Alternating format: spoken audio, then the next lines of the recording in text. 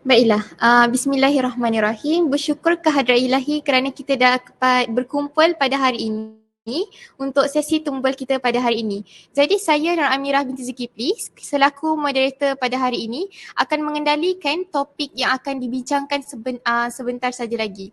Okey, jadi sebelum kita telusuri dengan lebih mendalam, elok kiranya untuk saya memperkenalkan panel-panel kita yang hebat teguh pendirian di sana, iaitu panel kita yang pertama, Fatimah Az-Zahra binti Omar Badr Shah. Baiklah, yang kedua ialah Husna Haifa binti Matnong. Yang ketiga adalah Nurul Akilah binti Abdul Rahman.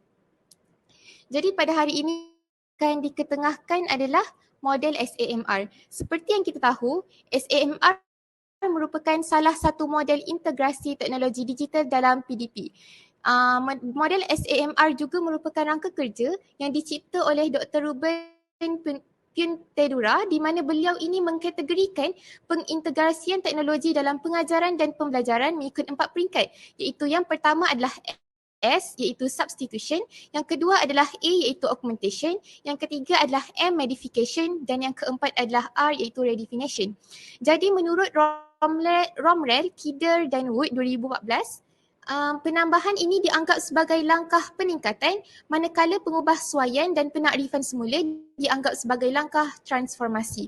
Okey, jadi tanpa melengahkan masa, dijemput panel kita yang pertama iaitu Fatimah Az-Zahra binti Omar Badr Shah untuk menerangkan apa itu SMR bagi elemen S iaitu substitution dan juga A bagi elemen augmentation. Dipersilakan. Okey, baik. Terima kasih kepada saudari moderator. Assalamualaikum warahmatullahi wabarakatuh. Jadinya seperti yang diterangkan oleh saudari moderator sebentar tadi, SAMR ini adalah rangka kerja yang mengaplikasikan teknologi maklumat dan komunikasi dalam sistem pengajaran dan pembelajaran. SAMR ini terdiri daripada 4 peringkat model, iaitu yang pertama substitution, yang kedua augmentation, yang ketiga modification dan yang terakhir sekali adalah redefinition. Jadinya substitution di sini membawa maksud penggantian, iaitu dia bertindak sebagai pengganti alat tanpa mengubah fungsi. Maksud dia kat sini, kita mengubahkan sistem pembelajaran itu daripada tradisional kepada moden, tetapi fungsi dia masih lagi kekal sama. Sebagai contoh yang boleh nampak di sini, nota boleh dicetak dan bukannya menulis dengan tangan sepenuhnya. Dan yang keduanya adalah kita sebelum ni kita menggunakan buku teks secara fizikal. Tetapi sekiranya sistem pengajaran dan pembelajaran ini diubah kepada secara moden, kita hanya boleh memuat turun buku teks itu secara atas talian. Jadinya kita tidak perlu lagi untuk membeli buku teks. Okey, yang keduanya adalah augmentation. Augmentation iaitu penambahbaikan. Penambahbaikan di sini maksudnya lebih kurang sama seperti substitution sebentar tadi. Tetapi dia mengubah daripada tradisional kepada moden, tetapi dengan penambahbaikan dari segi fungsi tersebut. Jadinya contoh dekat sini, pembelajaran menjadi lebih cekap dan bermakna di mana image boleh ditambah teks dan hyperlink dan perubahan teks boleh dibuat dengan cepat. Maksud dia kat sini seperti contoh, kalau kita menaik nota di Word dan sebagainya, kita boleh menambah image dan pelbagai animasi. Jadinya di sini dia menjadikan sistem pengajaran dan pembelajaran kita lebih lebih menarik lah. Jadinya sekian sahaja daripada saya serahkan kembali kepada saudari moderator. Baiklah, terima kasih kepada Fatimah Az-Zahra atas pencerahan yang cukup jelas sebentar tadi. Seterusnya, boleh saya bertanya kepada Husna Haifa, apa pula yang dimaksudkan dengan M iaitu modification? Persilakan. Bismillahirrahmanirrahim. Assalamualaikum warahmatullahi wabarakatuh. Baik, saya akan menerangkan tentang M iaitu modification. Modification ni dalam bahasa Melayu ianya adalah pengubahsuaian.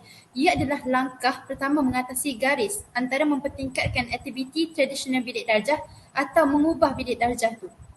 Maksudnya di sini, modification ni ia merupakan teknologi yang diubah secara ketara yang digunakan untuk membentuk tugasan interaktif yang melangkaui batasan bidik darjah. Jadi secara ringkasnya, ia modification ni dia ubah terus apa yang bilik darjah tradisional tu mengubahnya kepada moden. Okey, contohnya kita lihat contoh yang pertama adalah membuat blog dengan membenarkan khalayak ramai membacanya. Jadi pelajar ni dia menulis sesuatu, kemudian dia membuat blog, kemudian dia mengizinkan orang ramai ni untuk membacanya. Supaya apa? Supaya mereka yang membacanya tu dapat memberi komen ataupun kritikan. Jadi apabila mereka memberi komen, mereka mengatakan apa yang perlu diperbaiki, apa yang perlu dipertingkatkan. Jadi ini dapat meningkatkan lagi kemahiran literasi pelajar. Seterusnya, pelajar juga boleh membuat rakaman audio esei yang dilakukan bersama bunyi muzik lalu ditontonkan oleh penonton yang lain. Jadi apabila melihat kepada contoh membuat blog ataupun pelajar ni membuat rakaman audio, ini menunjukkan bahawa pengubahsuaian ni memerlukan kepada teknologi komputer. Supaya apa? Supaya bilik darjah ni berfungsi membenarkan maklum balas daripada rakan sebaya ataupun daripada guru. Jadi ini menunjukkan secara keseluruhannya, ini menunjukkan bahawa pengubahsuaian ni mementingkan kepada utamanya adalah komputer. Jadi mungkin itu sahaja daripada saya. Saya serahkan kepada saudari Amirah. Baiklah, terima kasih kepada Husna Haifa bagi penjelasan yang amat cerah sebentar tadi. Okey, seterusnya bagi elemen yang terakhir iaitu R dalam konteks redefinition, boleh Akilah jelaskan apa yang dimaksudkan dengan R redefinition tu? Terima kasih. Baik, Assalamualaikum warahmatullahi wabarakatuh. Saya akan teruskan peringkat yang terakhir dalam model SAMR ini iaitu redefinition yang bermaksud tarifan semula. Okey, definisinya ialah teknologi komputer membolehkan tugasan baharu boleh dilakukan yang sebelum ini tidak dapat difikirkan dan dibayangkan. Okey, maksudnya dengan adanya teknologi komputer ni, benda yang kita tidak boleh buat sebelum ini, kita dapat buat. Okey, contoh dia, kita dapat berhubung dengan individu di luar negara seperti pelajar atau seseorang yang pakar dalam satu bidang. Okey, kita boleh menggunakan aplikasi Google Meet, Zoom untuk berhubung dengan individu di luar negara. Okey, yang seterusnya, membolehkan seseorang bertukar-tukar maklumat tentang negara mereka. Okey, contoh kita nak tahu tentang pendidikan atau isu semasa dalam sesuatu negara. Kita hanya perlu menggunakan teknologi komputer. Okey, yang ketiga, kita dapat bekerjasama dengan individu luar bagi menyiapkan sesuatu tugasan. Okey, kalau kita hendak menyiapkan sesuatu tugasan, teknologi ini dapat membantu kita untuk memudahkan kita menyiapkan satu tugasan itu. Okey, yang terakhir, lawatan lapangan maya membolehkan pelajar mengunjungi sesebuah lokasi yang dikehendaki seperti hutan Amazon, piramid di Mesir dan sebagainya. Okey, lawatan lapangan maya ni pelajar boleh menggunakan aplikasi seperti Google Earth. Jadi pelajar boleh meneroka di dalam aplikasi tersebut. Okey, jadi dapat disimpulkan dekat sini, pada peringkat ni, teknologi komputer ni wujud sebagai sokongan atau pemudah caraan dalam sesi pembelajaran dan pengajaran. Okey, sekian, terima kasih. Baiklah, terima kasih kepada panel kita yang terakhir iaitu Nurul Akilah. Okey, jadi sekalung ucapan terima kasih saya ucapkan buat ketiga-tiga panel atas pencerahan yang cukup jelas sebentar tadi. Akhir kata dapat saya simpulkan di sini bahawa model SAMR ini merupakan salah satu model yang dikategorikan kepada 4 peringkat, iaitu yang pertama adalah S, substitution, yang diterangkan oleh panel kita yang pertama iaitu Fatimah Zahra, dan A iaitu augmentation yang dijelaskan oleh Husna Haifa, dan M, maafkan saya, okay. S dan A iaitu yang dijelaskan oleh Fatimah sebentar tadi, Modification yang dijelaskan oleh Husna Haifa sebentar tadi, dan akhir sekali R redefinition dijelaskan oleh Nurul Akilah.